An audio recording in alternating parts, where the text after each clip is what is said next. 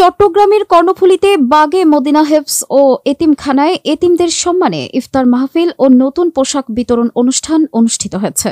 বৃহস্পতিবার ২০ মার্চ বাদে আসর উপজেলার চরপাথরঘাটা ৩ নং ওয়ার্ডস্থ বাগে সিরিকোট ভবনে প্রতিষ্ঠিত মাদ্রাসায় এতিমদের সম্মানে আয়োজিত উক্ত অনুষ্ঠানে বাগে মদিনা হেফজ ও এতিমখানার প্রতিষ্ঠাতা এবং নয়াহাট শাহী জামে মসজিদের খতিব মাওলানা আহমদ হোসাইন নিজামীর সঞ্চালনায় অতিথি হিসেবে উপস্থিত ছিলেন মোহাম্মদ তসলিম, মোহাম্মদ ওয়াসিম আকরাম, মোহাম্মদ তৈয়ব আলী মিনি।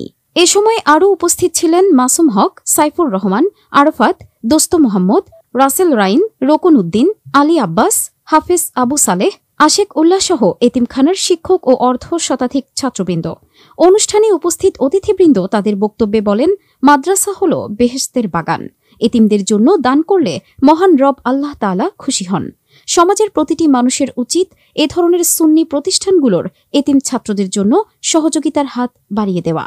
সবাই যদি সহযোগিতা করে তাহলে এই প্রতিষ্ঠানগুলো সুন্দরভাবে পরিচালনা করা সম্ভব।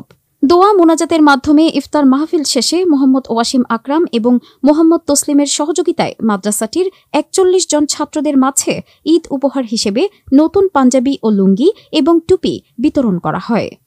আল্লাহ আমাদের আশাকে কবুল করুক। আমি আপনাদের নূরানি দরবারে পৌঁছে দাও। আয় আল্লাহ আমাদের মেহেরবান মা বাবা, দাদা দাদি, নানা নানি, আত্মীয় স্বজন যারা ইন্তেকাল করেছেন প্রত্যেকের কবরে পৌঁছে দাও। আয় আল্লাহ বিশেষ করে আমার তসলিম ভাইয়ের মরহুম আব্বাজান আল্লাহ